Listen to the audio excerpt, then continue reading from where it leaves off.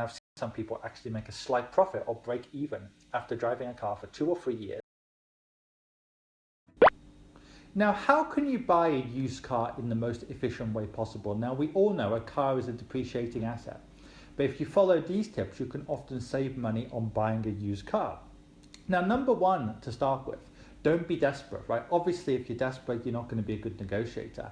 Now, number two, linked to that, focus on cars that maybe are, you could say, not exactly the kind of cars which lead to peer pressure buying. In other words, don't focus on the luxury end of the market, which is really linked to status and peer pressure. And often a lot of people who buy those cars are just desperate to get kind of attention, status, or whatever. Number three, I would focus on those family cars, like some of the Japanese cars, that hold their value.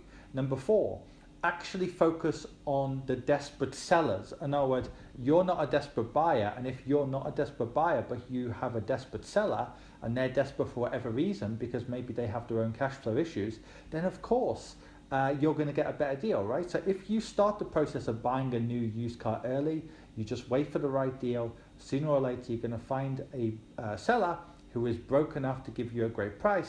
And number five, of course, never buy a new car. Always buy a used car in almost every single situation. Number six, call some salespeople 1 or 2 days before the end of the month, because again, the salespeople are more desperate because they've got their own quotas to meet. So basically, in conclusion, if you're not desperate, but actually you deal with people who are more desperate than you, either the car salespeople, or indeed the people who are selling the cars, you've got a great chance of actually getting a great deal. And I've seen some people actually make a slight profit or break even after driving a car for 2 or 3 years, just having a common sense mentality about negotiating for a good price and then reselling for a decent price. Okay, everyone, have a good day.